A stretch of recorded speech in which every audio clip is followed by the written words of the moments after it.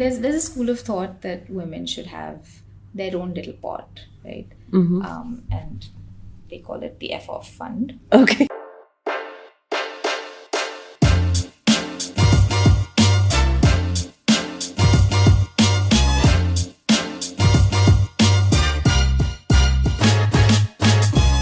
I'm Anjana Panna, and this is Invisible Work. You're listening to a podcast that champions mums who do it all with almost complete ease. But of course, it comes with its challenges, and that's why we call it Invisible Work. On today's podcast, I'm going to be talking to someone who is helping create financial health for the next billion. I'm talking about Devyani Parmeshwar. She has come up with such a novel idea. Her enterprise known as Mera Kal is helping people leverage things you didn't know you could to access a loan and lead better lives. I'm going to hand it over to Devyani to tell us more about Mera Kal. Thank you so much for being here, Devyani. Thank you, Anjana, for having me. I'm really happy to be here. I feel like I did not quite adequately explain what Mera Kal is. I want you to go ahead and do that for us. Tell us about the beginning. How did you come up with this idea? Sure. So I've always worked in financial services, or have for the longest time, and I've always been very passionate about working with sort of lower middle income folks, or folks who are less serviced by the mainstream, banks and financial service industry. And so that's what I wanted to do. And we moved back to India about 3 years ago, and I was trying to figure out what I wanted to do, and was talking to a bunch of companies, and a couple of my friends had a startup, and they said, "Hey, do you want to join us?" And we started talking, and I said, "Hey, sounds really interesting, but I don't think that's my thing. But I have a few other ideas." And they said, "That sounds great. We can get behind it. Just register a company. We have office space. We have here's a lawyer, here's the accountant, here's everything. Let's go, right?" And they actually registered a company called DN Cube, because these three guys are Niranjan, Nitin, and Nikhil, and so 3 N's and Devyani. So Right. literally did not overthink it. I just got started. But the intention was really, how do we innovate in terms of the financial services available for those who are less able to navigate mainstream banking and financial services, right? So there's been microfinance around for a long time, and that hasn't changed very much. And then there's a kind of a gap between that end of the spectrum and what you and I would use and have access to. And so that's the sort of middle space that I wanted to play in. And in the last sort of couple of years, there's been a huge influx of what we're calling DPI, so digital public infrastructure in India, starting with Aadhaar and then UPI, and now the data sharing infrastructure, account aggregator, and then other layers coming over that. And I felt like there's an opportunity to really do something with what's available to create more contextual, relevant products and services for this demographic. And we started without like one idea of this is what we're going to do, but really saying, let's work with customers and figure out where that space is to play. So we spent a lot of time working with customers, just helping them get started on understanding their goals, understanding their future plans, and helping them make more formal savings. So putting money into mutual funds, and then through that process, learned a lot about where we could play, and whether that was even an opportunity, which I think we realized is not a tech problem to solve, but it's really that confidence building and customer engagement problem to solve. And through that process, we had a lot of customers come back over 12 months to say, you helped me with this, something or the other has happened, can you help me get a loan? And we would try, and we couldn't get anyone a loan because they were getting rejected for the same reasons that they have been in the last many years. And we said, okay, how can we look at this differently? Clearly there's a gap here, right? It's the same reasons: don't have a credit score, employer salary slip not recognized, employer not recognized, etc. And how do we look at this differently, right? Because a lot of these are customers who had been consistently putting money into their mutual funds with us. So we'd seen that, and we'd also been mapping out their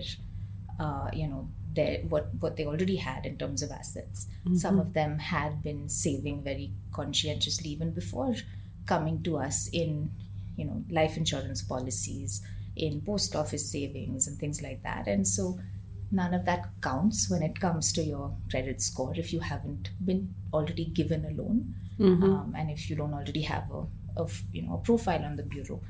And so how do you break that cycle? And that's really what we wanted to help people with. And that's really the genesis of it. We're working on a couple of products to leverage assets that they have and the data that they have, Right. to get access and sort of break that cycle. So let me ask you this. I mean, for someone who's supremely conservative about finances, how safe does it, end up being when you take your savings and leverage that for a loan, right? Because then the idea that we've always been told is that you use other assets, but you don't touch your savings at all. Right. Here, you're telling me something completely different. You use your LIC, you use your mutual funds to actually get a loan for something else. Is it just me? Am I being too conservative? No, you're right. And that's absolutely, if you had the option of, funding, what you have by either getting that money elsewhere, doing another job, or, getting a loan at an affordable rate, or, breaking some of your savings to fund it, etc., that might be the right way to do it. But for a lot of these people, they didn't have those options, or the option is essentially a very, very high interest loan. Correct. So when you're able to leverage something you have, your interest rate can come down by as much as 10-15% per annum. Right? So a lot of customers are in the informal market looking at sort of 3% a month, or more. Even the formal credit card market, right, is at 30% plus per annum, Right. of interest charged, versus a loan against an asset that is essentially giving the lender the confidence that I can recover, is at a much lower rate. So typically between 10 and 15%, right? So that's the differential. It's literally 10 to 15% lower than what they could otherwise get, and that's the only reason to then risk what you have. In the case of insurance, actually, it's also there's another nuance to it, which is that these are very long-term contracts, so you can't just choose to break it and withdraw your savings. If you do, you might lose a big chunk of what you've put in. And so that's another reason to say, okay, let's keep that nest egg as it is, but leverage. It's such a novel concept. And I think, especially for women looking to set up enterprises and things like that, right?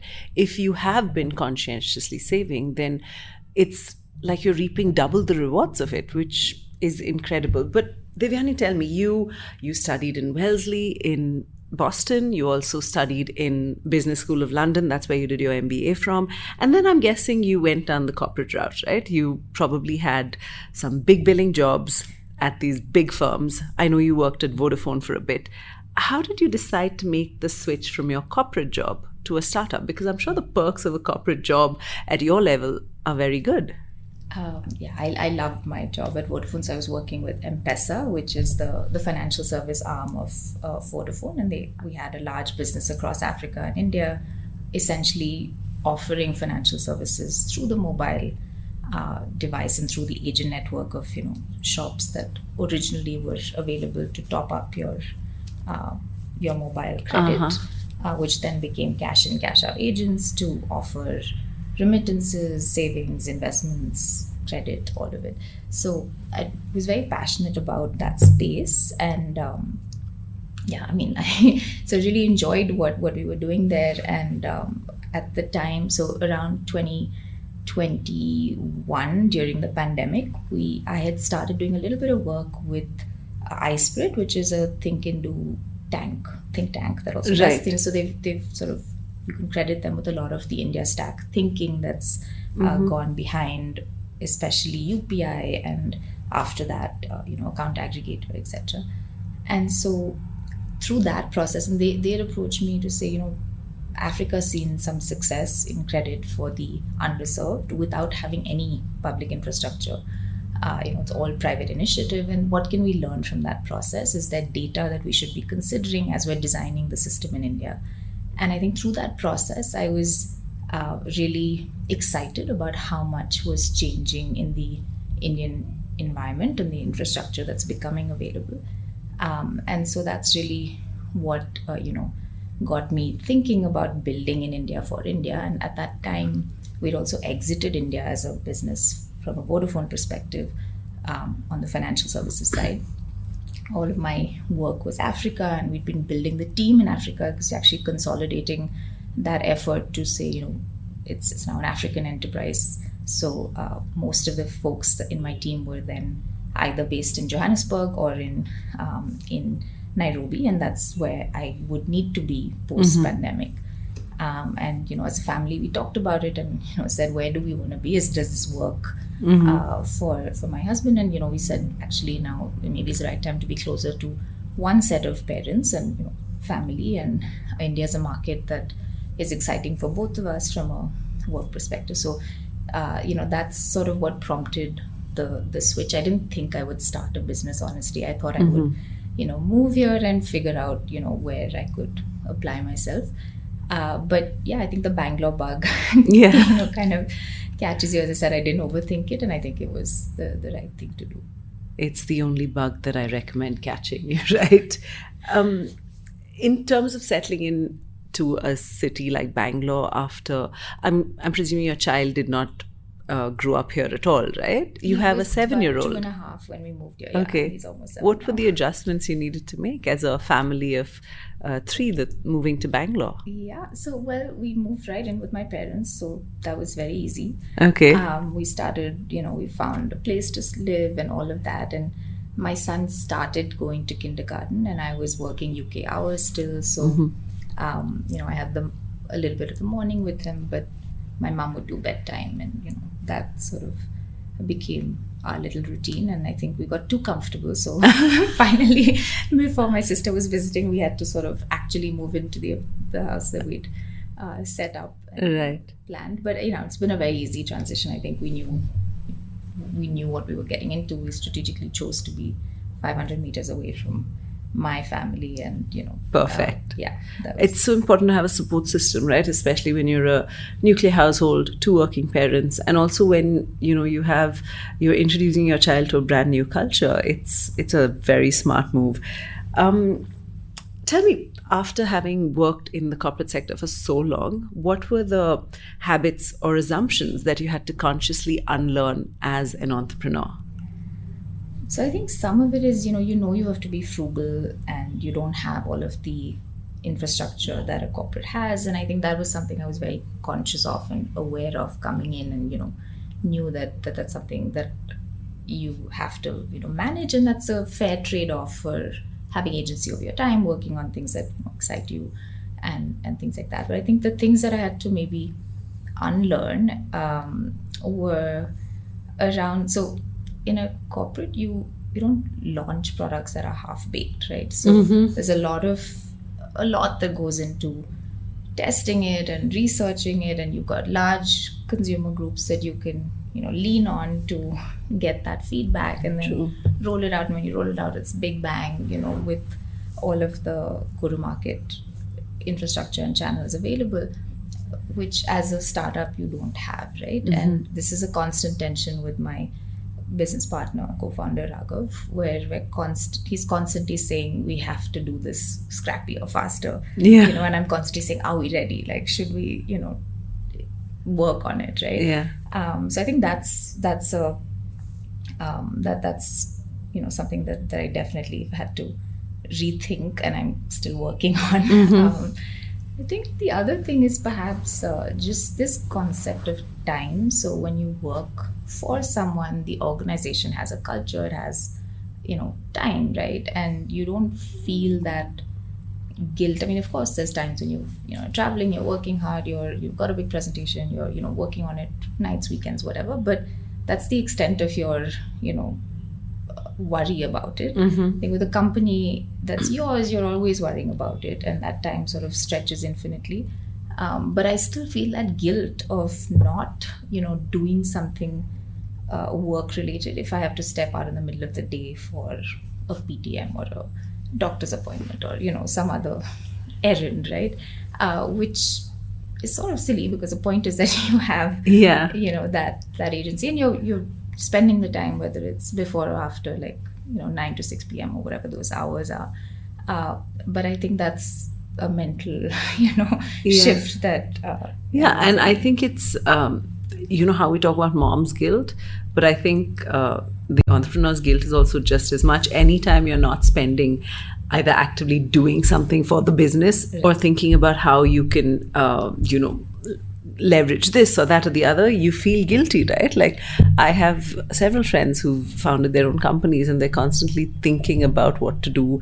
And even on days where they're, just hanging out, going out for lunch, they're either actively talking about it or they want to be coming up with a solution for something. Yeah, it definitely sounds like a tricky place to be. Imagine having to deal with both at the same time, right?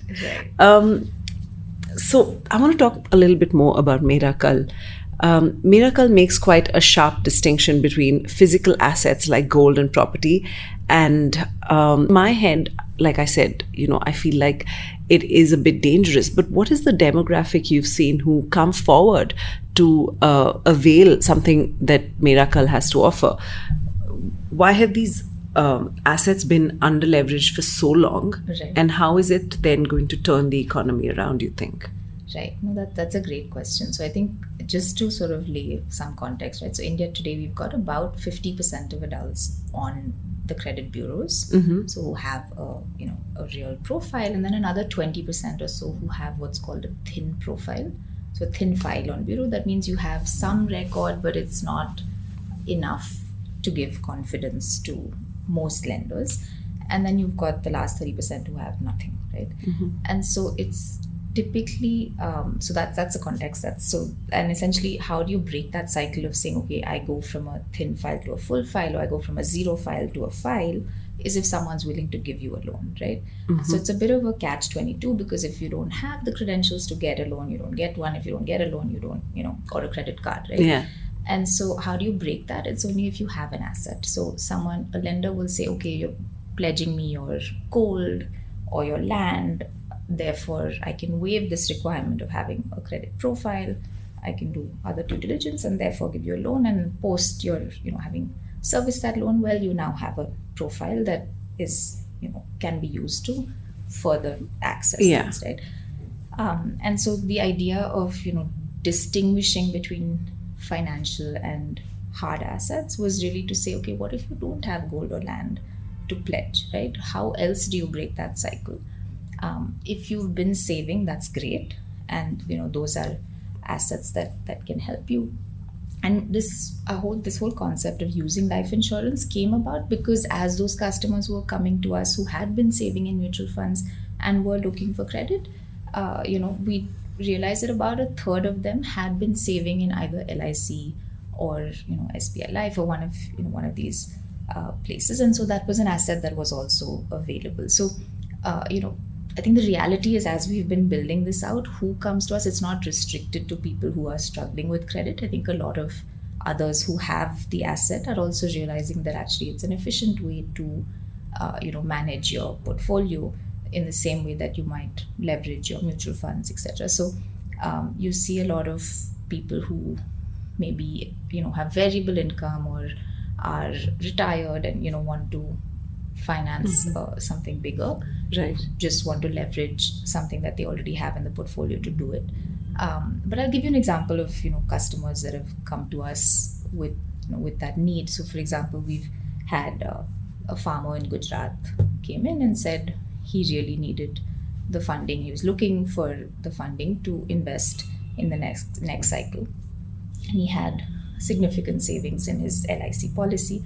So we were able to help him get access to that, to leverage that policy. He got a couple of lakhs at the time, and he was able to then invest in the next crop cycle. And 2 months in, he called us back and said, you know what, and he sent us all these screenshots. He said, there's a cyber fraud and I've lost a lot of money. I don't know what to do. Oh my God. What do I do now? How do I, I really need access to more money.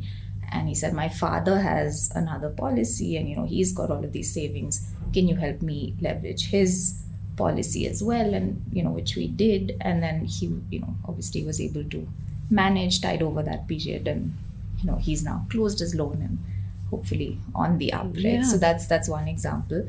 Yeah, that's a great example. So we see people coming from different walks of life, but really, I suppose this is a demographic that we were intentionally targeting when we started. So for example, there's a couple in Bangalore who just moved here for work and are looking in time to, improve their prospects of getting a home loan. So they were looking at a little bit of money to kind of tide over their moving expenses and setting up a home here. And as and when they're looking for a home loan in future, they wanted to make sure that their profiles were robust and good. So that's the reason why they chose to leverage some of their savings. So a few different examples of Right. That's incredible. And those, those are all scenarios that everyone understands, and to say that there's finally access to use that is incredible. How does it work in terms of policy? How involved is the government with this? How involved are you with trying to change policy? Because this sounds brand new to me. Has that ever been a problem? Like, did you have to tweak things in the paperwork to be able to make this happen? So it's an ongoing process. Right. So digitizing all of this does require new infrastructure that we're building some of, but it also requires input and support from others. And I was at this talk yesterday with a space tech founder. One of the first the first private rocket to be launched was launched by these guys, and he said something funny which I'll use, which is that the red tape has become the red carpet in India.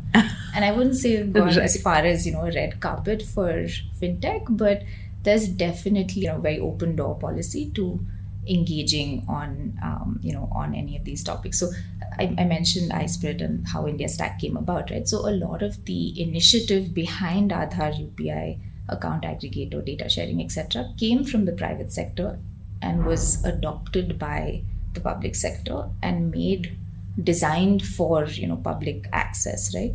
And so a lot of it is still a work in progress, and therefore there's a lot of openness to have these discussions. So, for example, we were at an event and the CEO of NPCI was there, and I wanted to ask him something, and he had to leave, and the organizer said, I'll connect you, right? So I asked my question, and essentially it was about the pricing structure of autopay. So now we use autopay for a lot of subscriptions and quick things. 3 years ago it was still new. And my question was essentially, the pricing doesn't make it affordable for me to allow people to do weekly contributions to their mutual funds. It needs to account for that, right? It was sort of more than 50 rupees at that point for just the cost of the payment, which is on mutual funds you don't make enough money for that to make sense. And so at those ticket sizes, and so he said, this is the person who leads UPI payments. That person called me in 3 days with his whole team. He's like, we have to understand what the problem is. I explained it. He said, okay, we'll do more research. We'll look at different use cases. But the design of the system has to work for what you're talking about. And, we'll make it work. And, the team called me again a couple of times over the next 2 weeks. And in 4 months, they put out a circular and the pricing was changed. And, you've got hundreds of use cases now of people putting in 50 rupees, 100 rupees, on a daily, weekly use case, and it works for it, right? Wow, that's amazing. So just to say, they are very, very open, but there's a lot of back and forth that is ongoing to make things work, right? And sometimes they will say no, like we've asked questions and they say no, you can't do that, you have to do it the hard way. But sometimes it's very open to saying, okay, the data structure doesn't work, are you missing data that's actually important for underwriting this kind of an asset digitally? Then okay, explain why, share the list, and a lot of rounds of consultation. It takes the time it takes, but that process is there. Yeah. And at least you have the allowance to reach out to those people. How do you keep the experience simple for customers, who may not be as financially sophisticated, right? What does the back-end credibility actually look like? That's a great question, and I want to say it's a work in progress. Okay. So today, the way we manage it is that it's not a fully digital experience. So the customer has that support from someone on the phone through that process. And that's, a bug and a feature, if you will, at this Yeah. point, right? The intent, you can't scale if you've got, a very human heavy process, but it's also helps create that, assistance and that credibility. And I think as we're at a point where AI is so effective that in the coming period, we'll be able to automate a lot of that hand holding, right, and enable that contextual conversation which is personalized to that person without having a lot of people involved. And I think that's the only way that you'll be able to make it simple and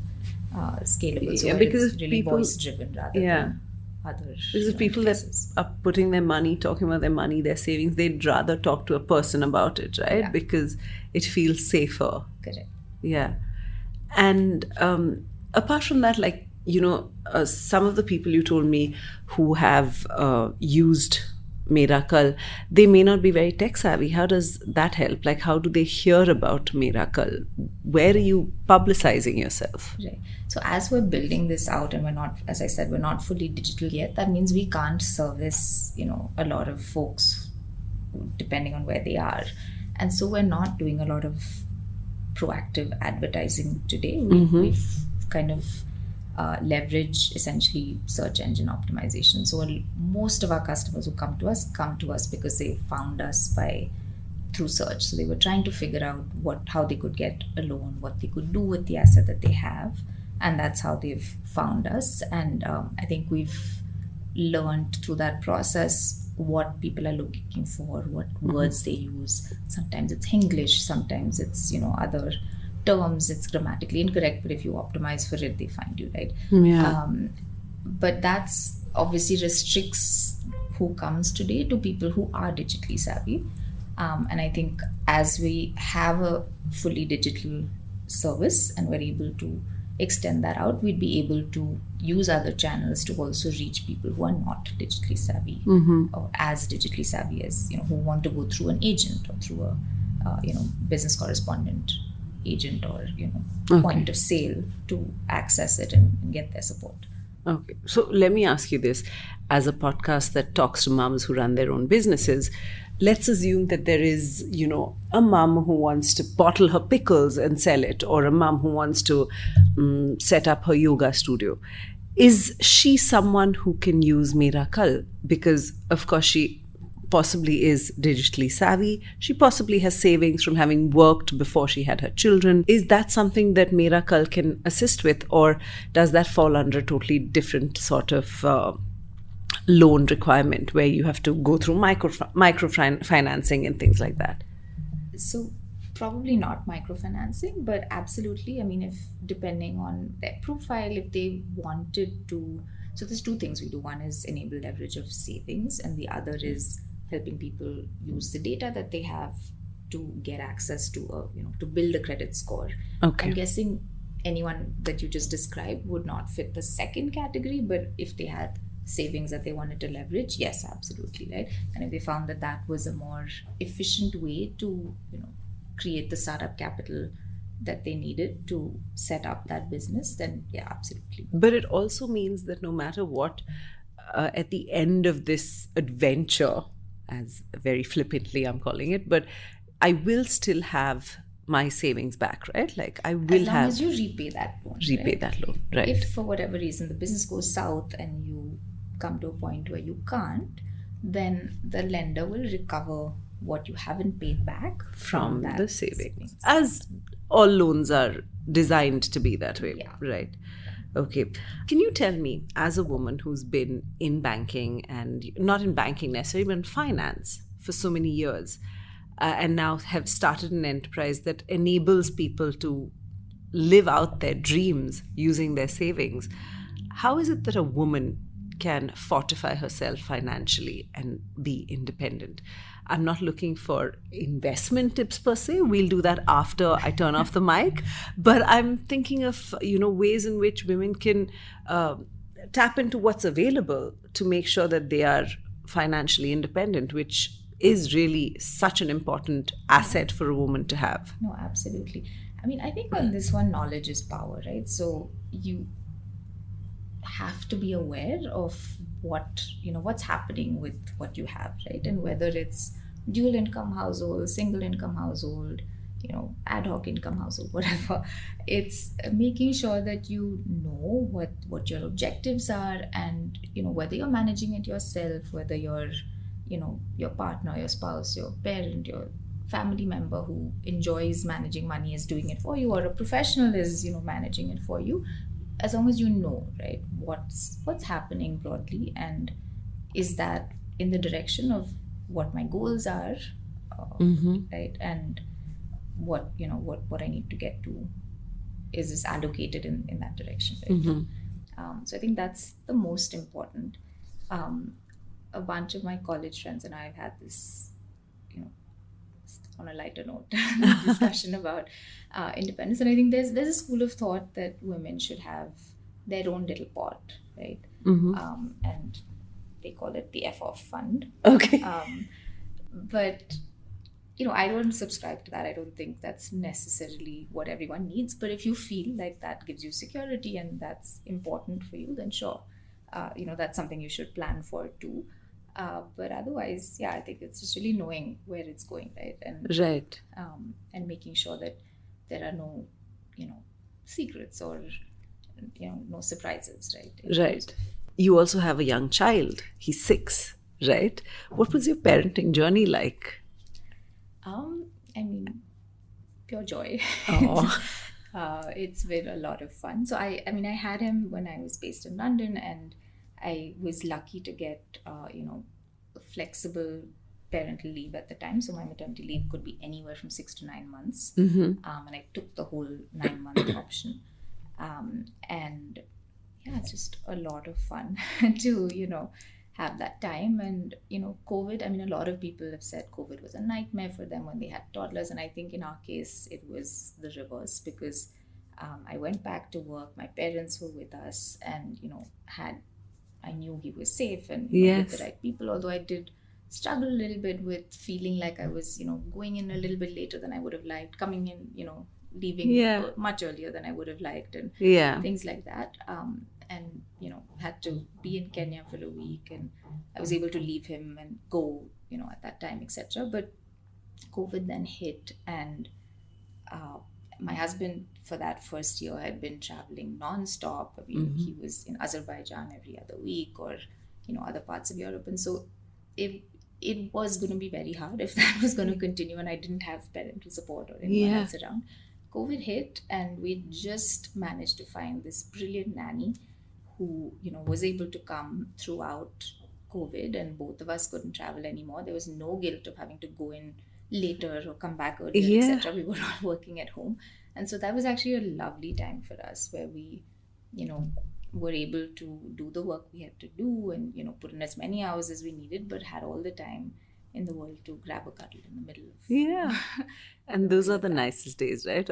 I find that working from home sometimes is so nice when you have a child, because you can just slip away for those 5-10 minutes, some board game, cuddle, like you said. That is sweet. Yeah. So tell me, how can we invest in our children, in your opinion? Of course, to make them also financially independent and have enough when they grow up. But what do you think are the things that parents can do to invest in their children, to be able to give them whatever dreams they have, wings to fly with when they're older? That's a great question. So, I think the one thing is just sort of starting to put money aside for them in their name. There's different ways to do it, and making sure that it's not only when it's time for college and you got in that you're suddenly saying, okay, how do we finance scrambling this? But it's because 18 years, 16 years, however long that takes, is a long time to just keep compounding small bits, right? So whether it's a monthly contribution, whether it's a birthday contribution, or grandparent contribution from time to time, whatever it is, but it's good to just have that set up. And there's ways to do it which are tax efficient. Now in India, the NPS has a special Vatsalya fund for kids. It comes with some restrictions on how you take it out, etc. There's mutual fund schemes which are child position, same for insurance. So you can, figure out what works best. Mm-hmm. But essentially the concept of making sure that, you're putting something that's compounding for them in their name is always a good idea. I don't know if I figured out how to make them financially aware yet, or like this concept of money, I think, is still evolving. So I'll come back to you when I have any good tips there, because right now I don't think he knows the difference between, is 1,000 expensive or is 100 expensive for this chocolate or whatever, right? Like, you're right. Or a million. Like all the zeros mean the same, right? So True. Yeah, I remember when my son was really little, we'd set up a dumb box for him. And he was so excited about it. And every time my father would say, here's a contribution for your dumb box, and give him a note, let's say 100 rupee note, immediately my son would return it and say, no, I don't want any notes. I want only coins. So how much ever money my father would give him via notes, he didn't want it. He just wanted tiny coins because it makes more noise. And I thought to myself, yeah, this one's going down the same path as I am, right? More noise, less understanding of it. But yeah, I think now, which is why you're right. We need to find the vocabulary to explain to them the importance of money, and how they can perhaps save and how they can use it to make their lives better, right? Exactly. In fact, just day before yesterday, my son asked me, I'm saving all this money, but Mama, what is it for? Yeah. It's like, it's your choice. You can use it whenever you want. Because initially he would keep, whenever, say someone at home would come and ask me, I need money for petrol, or I need, we need to buy this or whatever. He'd say, Mama, I can give it to them. So sweet. And I would say, no, it's not for that. Yes. But, so it's evolving. Yeah. They don't know yet. At least we know he's generous, which is a good thing to learn. Fair. You're a mom, you've been in finance, you're a founder. Which is the part of those three things that you identify most with? Who are you? That's a hard one. I feel like they're identities, but it's, fundamentally the same person. So I think it's different hats for different situations. And I think, depending on which hat is on, you're just trying to focus on that ball not dropping more than the others, but you've still got your eye on the other balls, right? So I would say it's always a juggle between the hats depending on what's going on, but hard to say that I'm more one than the other. Yeah. Was, when you were studying in business school, did you ever think you'd be a founder or an entrepreneur? Did you have that at all in your mind? Never. No? No, never. I never thought I would. So I think it's really just a natural extension of, wanting to do something and feeling like I think once you become a parent especially, and maybe other times as well, you sort of start thinking about, okay, I've been working for a while, what is it that I really want to do, right? And I think for me, I really felt like if I'm taking time away from this little thing, person who's, so important, then it better be worth it, right? And I don't want to be doing something for the sake of it, and just because I can get paid for it, but I, don't enjoy it, right? Yeah. Or I feel like it's pointless or whatever. Like, so I think a lot of those existential questions came up for me during my maternity leave and after. And I did think about what is it that I want to do and what is it that's important to me. And it's, I think we have this professor at business school who talks a lot about the 100-year career, right? And the fact that with longevity, people are going to be working much longer, and, the whole structure of work changes. It's not like you're in an office for so many hours and then you retire at X age and then you live for so many more years and then you're done, right?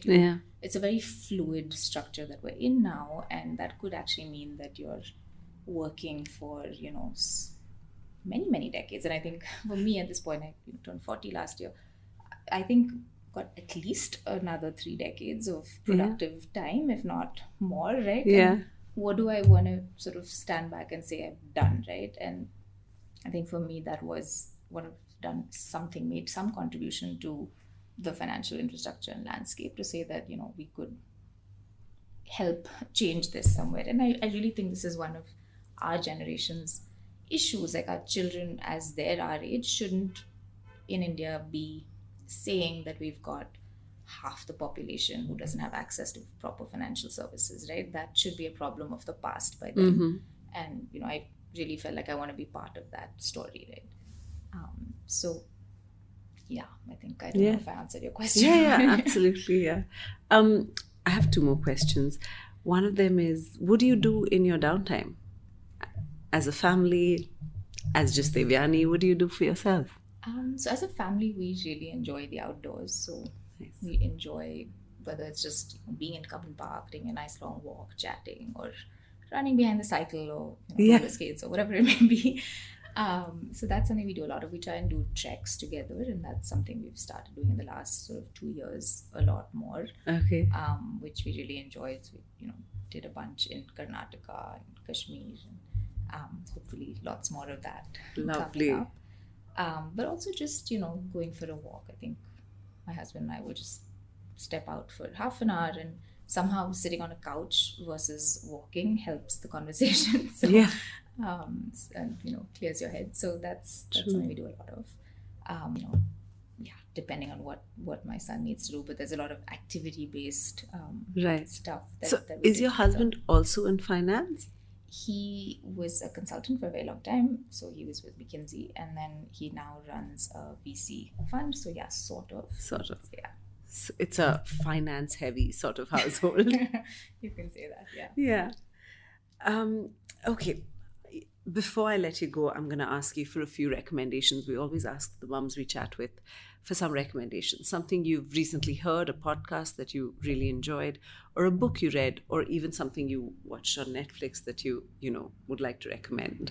So we do watch a bunch of series that are either politics or law related, legal, right? So Lincoln Lawyers, our current favorite. Right. It's a good one to just watch an episode every so often when you're have had a long day.